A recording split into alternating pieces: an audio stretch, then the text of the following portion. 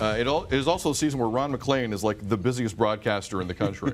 Not only Saturday nights, but you have Rogers Hometown Hockey. Ron is joining us from Niagara Falls. Ron, can you hear us? I can hear you loud and clear, but wait, before I even speak, I'm going to get a special greeting. So let's go. Ready? 1, 2, 3.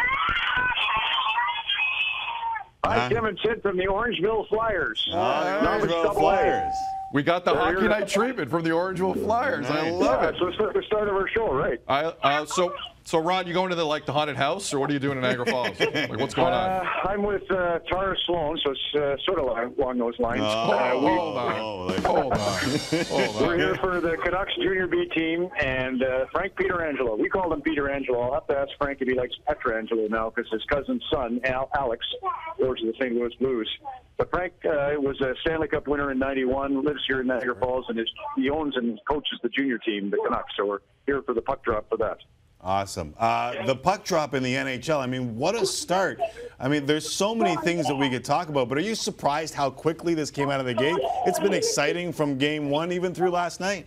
You know, Wednesday night, I watched the Leaf game, of course, and actually Winnipeg, I don't have to tell you, had a great start, and then the 7 goals by those amazing Leafs. But then I went and played hockey, and we got together at the Fire Hall, a little cafe in Oakville, and on the big screen, we witnessed that goal, the second goal by Connor McDavid. And I honestly, I put it right up there with Paul Henderson as a moment I'll never forget where I was when I saw him take off like that. And it's weird because they kept promoting all along in the preseason the start of Scotiabank Wednesday Night Hockey, and they always showed McDavid dusting Roman Josi of the Nashville Predators. And I thought, my God, I've never seen a guy as good as Josi get beaten that way. And then he went around T.J. Brody exactly the same way. And it was such a beginning to the season, and then all the big guns are firing, whether it's Patrick Kane or Alex Ovechkin. So whatever we had to endure as crackdowns or want to do to us, drive us crazy, whatever we endured in the preseason, it was the last 48 hours made up for. Yeah, without a doubt. All right, Ron, let's look at the back end of the double dip tomorrow. You're Travis Green. You're about to make your NHL head coaching debut against Connor McDavid and the Edmonton Oilers. What's the film session like? Like, do you see something no one else has seen? Is Travis saying to himself, I got him?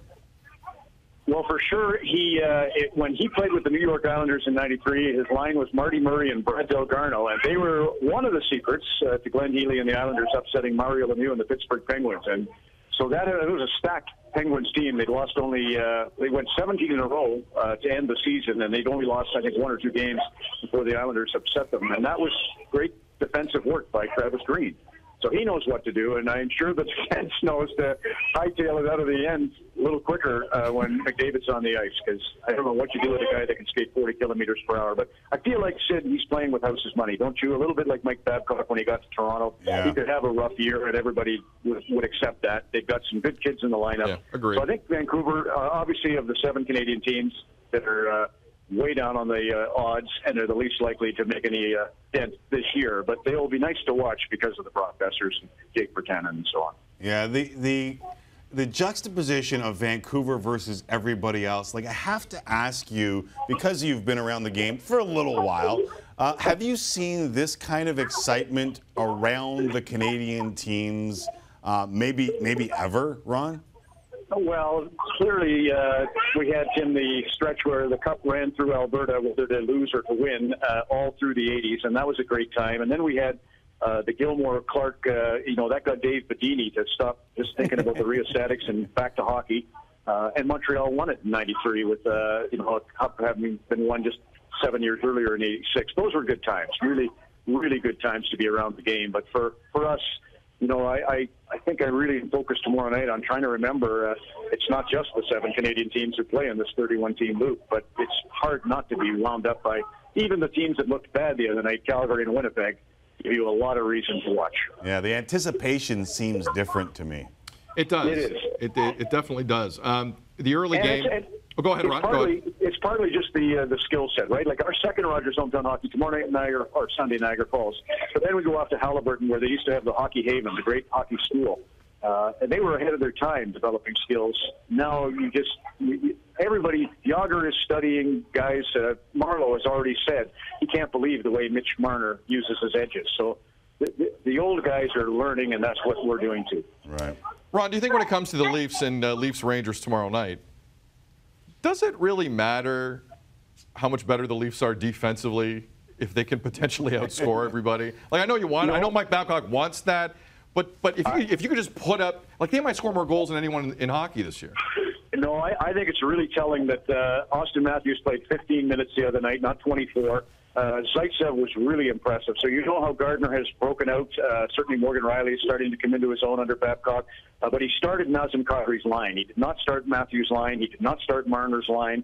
He went with the responsible approach to the game. And they got into a little bit of penalty trouble, and Komarov was great. Connor Brown. Jim Houston and Craig Simpson are forever. They almost drive me crazy with their recognition of good sticks. But they were the first that I recall to really identify good sticks. And Toronto's showing that. So he knows, like Scotty Bowman knows, when Bowman got to Detroit, he said, don't worry about Fedorov and Yzerman. Make sure you sign Maltby, Draper, and McCarty. I need those guys. And Babcock knows that, so it is important, Sid, that they play defense first. We're showing a picture right now in studio of Matthews and McDavid side by side. And as I look at both of them, I wonder what the new point total is, because anyone hitting 100 was unbelievable in the last few years, maybe even the last decade. Are we looking at maybe 120? Are we looking at maybe 110 and a bunch of guys over 100 this year? It feels like it. It absolutely, you know, we all overreact to early signs, but the signs are that the NHL has made these face-offs. You know, as much as I hate it, the key goal in the Jets-Leafs game the other night was the third goal for Toronto, and it came off a guy getting thrown out at Jet, and then the other guy standing there afraid to even look somebody the wrong way. And he was paralyzed in his position, and it led to a loose puck and a goal. So I think that's going to contribute to a lot of scoring, which people like. I hate the face-off thing, but I don't mind the goal scoring.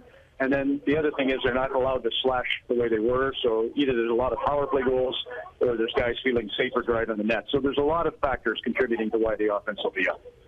When I think Orangeville, I think lacrosse country. I think Steve Cassar, our program director here at Sportsnet, played goalie for the Orangeville Flyers. But I think he was a little bit older than the kids that we have the picture of you with right now. Oh, you got the picture. Yeah, we got the picture. Technology and stuff. We work quickly here. There is the lovely Ron MacLean talking to the youngsters with the Orangeville Flyers. We're showing a great picture of you, Ron, just berating them.